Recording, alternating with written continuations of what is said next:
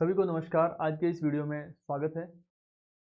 पिछले वीडियो में हमने देखा था ज्वार भाटा से जो समय से संबंधित सवाल आते हैं, क्या टाइमिंग में क्या अंतर रहता है उससे संबंधित।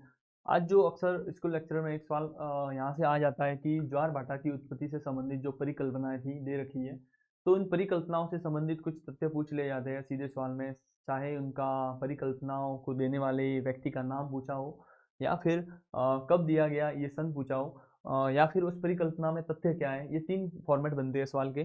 तो ज्वार भाटा की उत्पत्ति की परिकल्पनाएं अपन शॉर्ट में इसको देखने का प्रयास करेंगे। तो सबसे पहले आप देख सकते हो संतुलन सिद्धांत, ये थ्योरी आती है। संतुलन सिद्धांत के बारे में क्या सवाल बन सकते हैं, तो सबसे पहले पूछ सकते हैं 1687 में यह संतुलन सिद्धांत दिया किसने था? सर आइजक न्यूटन ने दिया था। सर आइजक न्यूटन ने संतुलन सिद्धांत दिया था। न्यूटन ने यह बताया था गुरुत्वाकर्षण के नियम के द्वारा कोई भी पिंड जो ब्रह्मांड में स्थित है वो एक दूसरे को बल को संतुलित करते हुए निश्चित जगह बने हुए हैं। तो उसमें इसने जो चीजें बताई थी वो ये थी कि एक बल बताया था अपसारी बल, जिसे केंद्र अपसारी बल कहते हैं, और एक बल था अभिसारी बल। अभिसारी बल इसको कहते हैं सेंट्रीफ्यूगल फोर्स, इसे कहते हैं सेंट्रीपिटल फोर्स। तो अपसारी व अभिसारी बल होता है जो उसको उसकी तरफ खींचने का प्रयास करता है पिंड को, और अपसारी बल होता है जो उसे दूर करने का प्रयास करता है। तो आप इसको इस तरीके से समझ सकते हैं, जैसे कि ये पृथ्वी है, ये चंद्रमा है, तो ये इसको खींचने का प्रयास कर रहा है इस तरफ।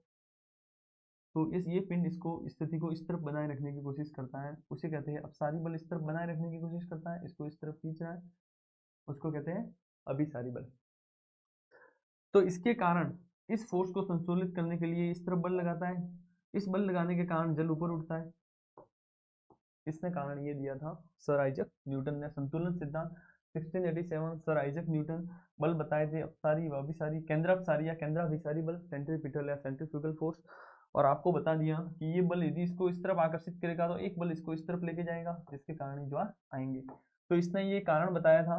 तो इससे संबंधित ये दो सवाल इस टाइप के बन सकते हैं 1687 और आइजक न्यूटन। अब अगला था परगामी तरंग सिद्धांत। परगामी तरंग सिद्धांत के बारे में सबसे पहले आपको ये पूछ सकते हैं कि ये परगामी तरंग सिद्धांत किसने दिया था। तो 1833 में विलियम हेवेल ने दिया था। विलियम हेवेल, 1833 में विलियम हेवेल हेवेल 1833 में दिया था। इसने विलियम हेवेल ने परगामी तरंग, ये इसका बता रहा हूँ मैं, 1833 में विलियम हेवेल ने दिया था। विलियम हेवेल ने परगामी तरंग सिद्धांत दिया था। इसने ये थ्योरी बताई थी कि ज्वार की उत्पत्ति जो हो रही है वो लहरों के रूप में हो रही है। तो लहर के बारे में इसने बताया कि ये लहर होता है, इसका ऊंचा सिरा होता है, इसे श्रृंग या शिखर कहते हैं। श्रृंग या शिखर कहते हैं, इसे इसकी द्रोणी बोलते हैं। तो इन्होंने ये बताया था विलियम एवल ने। 1833 सवाल आ सकता है, विलियम एवल आ सकता है, ये सवाल पूछ सकते हैं। लहर के रूप में बताया इसकी उत्पत्ति ज्वार भाटा की। तो जहां पे इसका शिखर पहुंचता है वहां पे उच्च ज्वार की उत्पत्ति होती है इन लहरों की, और जहां पे द्रोणी इसकी पहुंचती है वहां पे निम्न ज्वार की उत्पत्ति होती है। तो इन्होंने ये बताया कि जो दक्षिणी ध्रुव है वहां पे स्थलीय भाग कम है। जैसे कि अपन पृथ्वी देखते हैं तो ये दक्षिणी गोलार्ध में स्थलीय भाग कम है, सागरीय भाग ज्यादा है। तो यहाँ पे तरंगों की उत्पत्ति होती है जिसकी दिशा होती है पूर्व से पश्चिम की तरफ। ये तरंगें चलती है इस दिशा की ओर, यूं पूर्व से पश्चिम की तरफ ये दिशा चलती है। इन्हें कहा जाता है प्राथमिक तरंगें। प्राथमिक तरंगें, पूर्व से पश्चिम की तरफ ये तरंगें चल रही है, इसे प्राथमिक तरंगें का कहते हैं। ये बताया रहे हैं विलियम एवेल परगामी तरंग सिद्धांत में। प्राथमिक तरंगें कहते हैं पूर्व से पश्चिम की तरफ तरंगें चल रही है, लहरें। अब यहाँ पे कोई महाद्वीप आ गया, अवरोध के कारण ये तरंगें यहाँ से मुड़ के दक्षिण दिशा से उत्तर की तरफ जा रही है ये, इसलिए इन्हें द्वितीयक या गौण तरंगें कहा जाता है। तो इन्होंने ये बताया कुल मिला के कि स्थलीय भाग की कमी के कारण दक्षिणी गोलार्ध में तरंगें उत्पन्न होती है। इन्हीं तरंगों के शिखर जहाँ पे पहुंचते हैं वहाँ उच्च ज्वार, और द्रोणी जहाँ पे पहुंचेगी वहाँ पे निम्न ज्वार या भाटा। और जो तरंगें पूर्व से पश्चिम की तरफ चल रही है इन्हें प्राथमिक तरंगें कहते हैं। और ये स्थलीय अवरोध के कारण टकरा कर दक्षिण से उत्तर की तरफ जाती है, तो उसे द्वितीयक या गौण तरंगें कहते हैं। इसी के कारण इसने ये थ्योरी बताई कि इस तरीके से ज्वार भाटा आते हैं। लेकिन इस हिसाब से देखें तो एक जगह ज्वार भाटा आने के समय अलग अलग होनी चाहिए, यहाँ पे पहले आना चाहिए, यहाँ पे अलग जगह आना चाहिए, लेकिन कई जगह ऐसे हैं आसपास के अटलांटिक महासागर में जहाँ पे सेम टाइम पे आता है। मतलब इस सिद्धांत का क्या हो गया, खंडन हो गया। अगला सिद्धांत था वो था स्थैतिक तरंग सिद्धांत। इसे दिया था हैरिस ने, स्थैतिक तरंग सिद्धांत। तो कुल मिला के इसमें जो सवाल आएंगे वो सवाल ये बन सकते हैं। संतुलन सिद्धांत किस पे आधारित है, गुरुत्वाकर्षण के नियम पर आधारित है। 1687 में सर आइजैक न्यूटन ने दिया। केंद्र केंद्र विसारी बल दोनों थे, उस आधार पर बताया। परगामी तरंग सिद्धांत 1833 में विलियम हेवल ने दिया, जिसमें बताया कि लहरों के आधार पर इसकी ज्वार की उत्पत्ति मानी गई है। जहाँ पे शिखर पहुंचेगा वहां पे वो द्रोणी पहुंचेगी, वो तरंगें चलती है पूर्व से पश्चिम की ओर, उन्हें प्राथमिक तरंगें कहते हैं। फिर अवरोध के कारण टकराकर दक्षिण से उत्तर की तरफ हो जाती है और आगे चलती है। इससे ये पता चलता है कि एक ही समय पर ज्वार की उत्पत्ति होनी चाहिए, लेकिन ऐसा संभव नहीं है। फिर अगला सिद्धांत दिया स्थैतिक तरंग सिद्धांत। यदि इसका अपन चित्र देखें परगामी तरंग सिद्धांत का, तो आप यहाँ से देख सकते हो, हालांकि इसमें समज्वार रेखाएं दर्शाई गई है।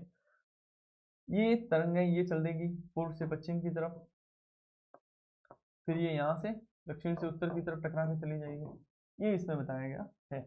अब अगला यदि इसमें देखें अपन स्थैतिक तरंग सिद्धांत जो अपन ने देखा हैरिस ने, ये आप देखिए, ये सवाल आ सकता है। इसके बाद इसने क्या बताया कि एक आयताकार बर्तन लिया, आयताकार बर्तन जल से भरा हुआ था। यदि आपने नोट किया हो, यदि किसी बर्तन भरे हुए बर्तन को अपन जैसे ही ऐसे हिलाते हैं तो एक रेखा के सहारे एक ऐसा तल बनेगा, उसके सहारे ये जल ऊपर नीचे होता है। जैसे कि एक तरफ पूरा यहाँ तक चढ़ जाएगा, फिर वापस इस तरफ आएंगे तो इस रेखा के सहारे यहाँ तक चढ़ जाएगा, और बीच का ऐसा पॉइंट होगा।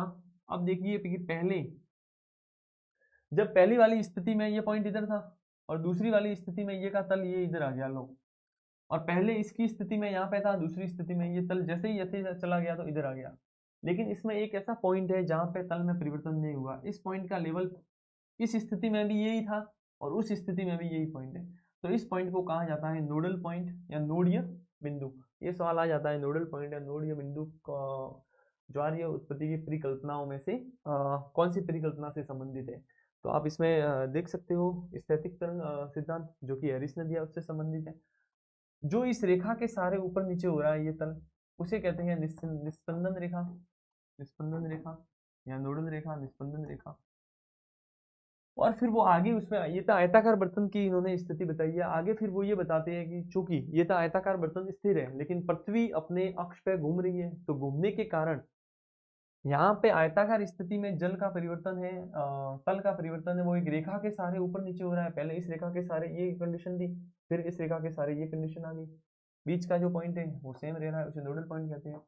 तो पृथ्वी निरंतर घूम रही है, तो घूमने के कारण वहां पे भी लहरें बन रही है। जो पृथ्वी लहर बन रही है, तो जो पानी ऊपर नीचे हो रहा है वो एक रेखा के सहारे ना होकर घूम रही है, तो एक बिंदु के सहारे होता है। उस बिंदु को इन्होंने नाम दिया था भंवर बिंदु। भंवर बिंदु के सहारे होते हैं जिसमें लहरों की गति एंटी क्लॉकवाइज होती है, ये इन्होंने बताया। तो इसमें ध्यान रखने की चीज जो मेनली थी वो यही चीज थी, तीनों सिद्धांत। और एक सिद्धांत इसमें आता है एयरी का नहरी सिद्धांत जो इन्होंने दिया था, इससे संबंधित एयरी का, वो दिया था 1842 में। तो कई बार ये मिलाने की आ जाती है सन कि कब दिया, कई बार ये सिद्धांत और इनके व्यक्ति है किन्होंने दिया वो मिलाने का आ जाता है। तो लगभग इससे संबंधित जो चीजें थी वो सब इससे संबंधित अपन ने क्लियर कर ली है। तो सिद्धांत कौन से व्यक्ति ने दिए, कब दिए, और इस सिद्धांत में 2-3 लाइन सीखने की है वही है। तो लगभग शॉर्ट में इसी तरीके से आगे अपन जारी रखेंगे, दो एक एक दो पॉइंट लेके, ताकि आप जब भी रेस्ट मोड में हो ये वीडियो देख के रिविजन कर सको। बाकी इससे संबंधित एक और जानकारी थी, ये आपको मैं 1-2 बार और बता ही दिया है। जो टेस्ट सीरीज चल रही है ज्योग्राफी की, बहुत ही बढ़िया टेस्ट सीरीज है, आप ज्वाइन कर सकते हो। ओशियन एकेडमी ये प्लेटफॉर्म है, जब आप ज्वाइन करोगे तो ये आएगा, तो इसको आप डाउनलोड कर सकते और ज्वाइन कर सकते हो। सभी को धन्यवाद, थैंक यू।